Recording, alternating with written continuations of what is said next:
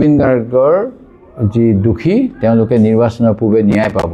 এতিয়া মুখ্যমন্ত্ৰী মহোদয়ে অন্য কথা এই ক্ষেত্ৰত অৱতাৰণা কৰিছে, যিটো দুৰ্ভাগ্যজনক। আমি প্ৰথমৰ পৰাই কৈ আহিছিলোঁ জুবিন গাৰ্গৰ হত্যাৰ ন্যায়িক পৰিচালনাত তদন্ত লাগে, কেন্দ্ৰীয় সংস্থাৰ তদন্ত লাগে। এক্সটাৰ্নেল এফেয়াৰ্ছ মিনিষ্ট্ৰীৰ নিমন্ত্ৰণত গৈছিলে, সেই এক্সটাৰ্নেল এফেয়াৰ্ছৰ মন্ত্ৰী বা অন্যসকলক জেৰা কৰিব লাগে চৰকাৰী অনুষ্ঠানত। তেওঁ কিয় মুখ্যমন্ত্ৰীয়ে 6 বছৰ আগতে জনাৰ পিছতো উপযুক্ত নিৰাপত্তা দিয়া নহ'ল, এই গোটেইবিলাক কথা তদন্তৰ আওতালৈ আহিব লাগে। ছিংগাপুৰৰ বুদ্ধিমান অসমীয়াসকলক কিয় এজনকো ভাল ধৰণে জেৰা কৰা নহ'ল, এই কথাৰ তদন্ত হ'ব লাগে। আৰু বহুতখিনি কথাই মই কৈ আছিলোঁ।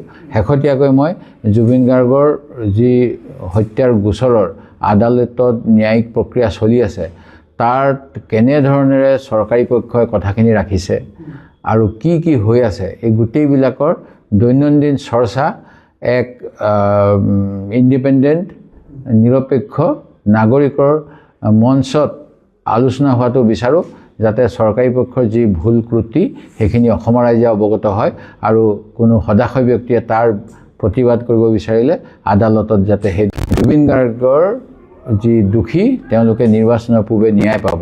এতিয়া মুখ্যমন্ত্ৰী মহোদয়ে অন্য কথা এই ক্ষেত্ৰত অৱতাৰণা কৰিছে, যিটো দুৰ্ভাগ্যজনক। আমি প্ৰথমৰ পৰাই কৈ আহিছিলোঁ জুবিন গাৰ্গৰ হত্যাৰ ন্যায়িক পৰিচালনাত তদন্ত লাগে, কেন্দ্ৰীয় সংস্থাৰ তদন্ত লাগে। এক্সটাৰ্নেল এফেয়াৰ্ছ মিনিষ্ট্ৰীৰ নিমন্ত্ৰণত গৈছিলে, সেই এক্সটাৰ্নেল এফেয়াৰ্ছৰ মন্ত্ৰী বা অন্যসকলক জেৰা কৰিব লাগে চৰকাৰী অনুষ্ঠানত। তেওঁ কিয় মুখ্যমন্ত্ৰীয়ে 6 বছৰ আগতে জনাৰ পিছতো উপযুক্ত নিৰাপত্তা দিয়া নহ'ল, এই গোটেইবিলাক কথা তদন্তৰ আওতালৈ আহিব লাগে। ছিংগাপুৰৰ বুদ্ধিমান অসমীয়াসকলক কিয় এজনকো ভাল ধৰণে জেৰা কৰা নহ'ল, এই কথাৰ তদন্ত হ'ব লাগে। আৰু বহুতখিনি কথাই মই কৈ আছিলোঁ।